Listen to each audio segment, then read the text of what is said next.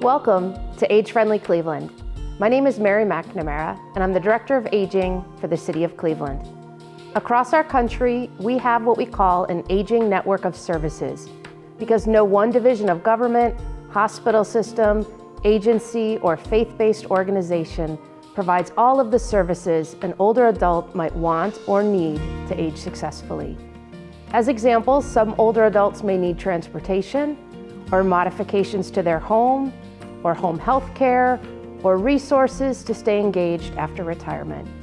It is our hope with this Age Friendly Cleveland series that you might learn more about the resources right here in Cleveland.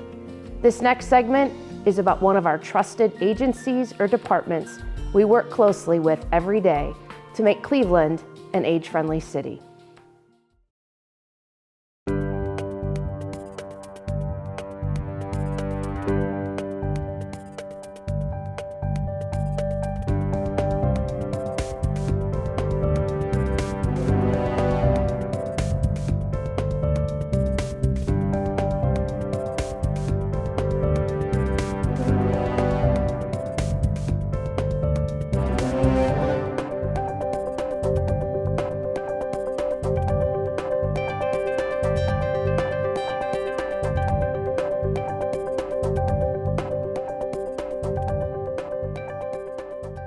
Welcome to Age Friendly Cleveland. I'm Mary McNamara, Director of Aging here at the City of Cleveland, and today we're talking about scams. My guest today is Cheryl Harris, the Director of Cuyahoga County's Department of Consumer Affairs. Welcome, Cheryl. Oh, thank you so much for having me on. I appreciate it. Cheryl, tell us a little bit about the work you do with Cuyahoga County's Department of Consumer Affairs. So a lot of folks have no idea there is a Department of Consumer Affairs. So we have 2 investigators on staff, and folks can file complaints with us if they're wronged by a business or they think they have a problem. We investigate those. We also have the county's Division of Weights and Measures, which is the city has a separate one, so we test gas pumps and store prices. But the core of our work revolves around Scam Squad, which is our task force. It's a bunch of agencies, including the Cleveland Department of Aging, the Federal Trade Commission, the FBI, the Attorney General's Office, a bunch of both government and nonprofit agencies that work with seniors. And what we do is we try to get together to figure out new strategies for combating scams. That's great. I love the name Scam Squad. Proud to be part of it. What is Scam Squad currently working on? So our latest program is Scam Squad alerts through our Ready Notify system, and anyone in Cuyahoga County can sign up for that. What we do, we read some studies that said consumer education works, but it wears off over time. We just all kind of forget because we have busy lives. So this, you can sign up by text, email, or voicemail and get a monthly, just a monthly alert about a certain kind of scam or a scam technique to watch out for. And our hope is that getting these on a regular basis, you will be much more empowered to recognize a scam and to stop. And what we really hope is that folks will sign up for these and maybe share them with their families and loved ones too, and just help share that word in their community. And you said that's Ready Notify. Yes, right? And to sign up, you go to readynotify.us if you want to sign up online.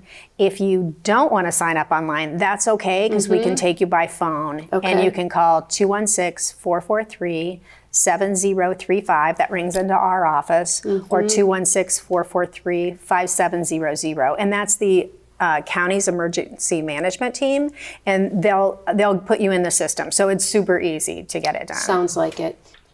Cheryl, scams really seem to be on the rise. So I was hoping we could take a little bit of time and talk more about some specific scams you're seeing out there. So the most common scams are imposter government scams. And those are ones where someone pretends to be either a deputy or a police officer or a federal agent, and they tell you you're in trouble. Okay. And you're going to be arrested unless you send money now. That's something a real police officer or law enforcement agent would never do. So that's imposter government. Okay. Those are, there's someone pretending to be government. Then there are imposter business scams. And that's kind of the same kind of scam, except someone's pretending to be a business that you know or your bank, and they tell you there's a problem with your account. And ultimately, after a very confusing phone call, that seems very real, they'll tell you that you need to pay money to stop this problem with an account. And that's also something that a real business would not do. Okay. We have lottery and sweepstakes scams, still a lot of those. Folks are hoping that, they can win money, but in order to play, they have to send money, and they continually are sending money. And then we have those really pesky, we call them family and friend scams. They're things like the grandparent scam, which is a real classic. Someone calls you and pretends to be your grandchild. They say they were in an accident and they need bail money, but they don't want you to tell their parents. And you know that one because I know you've done that on the show before, but that's common. And also, we have like romance scams, or and those are where someone reaches out to someone online, often not through dating sites necessarily, right? They might reach out to you through just your Facebook friend group or an interest group online, and they just create this friendship with you that kind of becomes more flirtatious, and then start asking you to, in the typical one, send them money. But the newer versions, they say, I'm really wealthy and you could be wealthy too. Let me hook you up with this investment. And people send tons of money to that, thinking that they're making a legitimate investment that has been vetted by a friend, when in fact, it's no one that they've ever met in real life. Cheryl, I know I get inundated with texts, phone calls, emails that feel like scams. What are you most concerned about as the Director of Consumer Affairs when you think about what's happening with scams? Well, they're really realistic. So a lot of people think, oh, I could never be scammed because I'm too whatever you think you are. But in fact, we have people of all ages who get scammed. Young people, older people, it doesn't matter. There's a scam out there for you.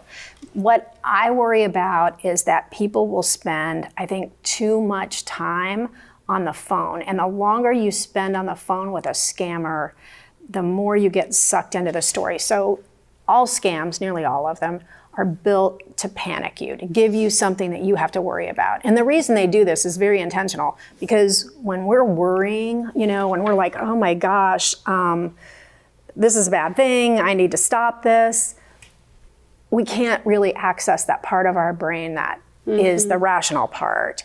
And we tend to even act against our interests. We're really freaked out. And then, by design, the scammer hands you a solution. We could make this go away, and here's how. You just pay money. You just, drive to the courthouse. You just, you do this small thing, and you'll be done. And some of these scam calls can last hours, like 2 or 3 hours. So what I worry about is that people are going to get sucked into the stories and not have a safety hatch for a way out. So first of all, we just really want you to not answer calls from people you don't know, right? If you get an email that's alarming about one of your accounts, don't respond to that email. Just contact that company in whatever way you usually do. And if you don't have an account there, don't worry about it. And if you do, start talking to someone who's telling you that you have a problem, what we really want you to do is end that phone call. Just end it.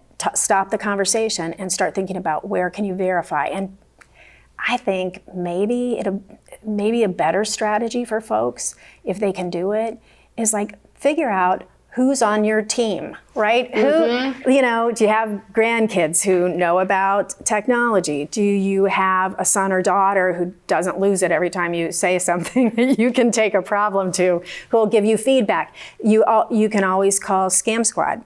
if you're not sure about something. And you also can call your local police. If you think, like, if you get threatened with arrest, first of all, I'm telling you right now, it's a scam. I promise you it is.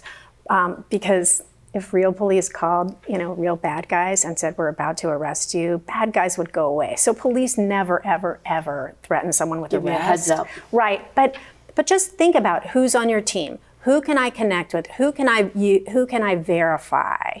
And sometimes scammers will say to people, well, your information has been used in a fraud. It's been used, like your social security number was used to buy all these houses and cars and drugs and property, and you're in trouble with the law because of that. That's just a ploy to get you to be afraid. So you can always, first of all, no police officer would really say that to you, but you can always call your local police and say, hey, I got a call. They have heard it. We've heard it. Just figure out where's a safety hatch that you can call to verify some information. And, I think that would be helpful for people just going forward. And a lot of times scammers will say, don't tell anyone. That is a hallmark. Don't tell anyone. Because you'll implicate them in a crime. Don't tell anyone because it has to be kept a secret. But they'll also say, give you a story to tell your bank teller about why you're withdrawing money. And then they'll say, and don't tell the bank teller what's happening because we think they're in on it. The reason they don't want you to tell the bank teller is the bank teller is going to tell you, hey, that sounds like a scam to me. But it's not the case that someone's going to tell you who's under investigation, right? So just try to think. Your bank teller may be a source, your police department, family, friend, a neighbor. And Scam Squad. Tell us about that. Tell us, so when I call Scam Squad, what am I going to experience? Yeah, so when you call Scam Squad, and that Scam Squad number is 216-443-7226, that line gets picked up by our investigators. Okay. And so we act as a clearinghouse for all of our Scam Squad members. So our goal really is to take scam reports in. We try to take them in one time, so you don't have to call 5 agencies and give your story over and over again. We'll try to take it in, and then we share it with the Federal Trade Commission's Consumer Sentinel database. So other investigators across the country can use that scam to help track scams, the pattern of scams. So we'll talk to you about a scam. A lot of times people don't want to tell us about scams because they're really worried, like they think, oh, this has only happened to me, or I deserve this. No, these are crimes. And there's the people who just took your money, they're going to try to take many other people's money too, right? So you'll talk to an investigator. We don't blame people for this. We know who's to blame. It's the scammer. And we'll give you, we'll not only intake that scam, but we'll try to give you maybe some information that will help you limit the fallout. Because occasionally there can be some other things that happen as a result. If your social security number's out there, we'll give you other things. And if you are having difficulty, maybe financial difficulty, because maybe you've lost a lot of money to a scam, we can connect you with agencies that may be able to help. So it's like we try to do wraparound as much as we can, but we work with agencies like the Department of Aging and the Senior Department of Senior and Adult Services, just to try to make sure that you're connected with all of these groups. If you need their services, you don't feel alone anymore once you've called. So, and hopefully you feel empowered about what you can do going forward. And you also, I think, can feel like you did the right thing to help other people. So, you mentioned the police, and are there any times or tips you would offer to folks? Like, when do I call the police? Is it after you've had a scam take place? Well, so it's a little tricky because there are 50-some police departments in Cuyahoga County, and they all take scams in different kinds of ways. Generally speaking, police are more interested in scam reports if you've actually experienced a dollar loss, because that's something that they can go to a prosecutor with. If you call Scam Squad, we take both, because we're civil enforcement, we take scam reports that about an experience of a scam. So let's just say you had an interaction with a scammer. You didn't lose any money. We want that report because it tells us something about the patterns of scams and how scams change. So that's really valuable for us. If you've lost money and you want to call us, you can do that too.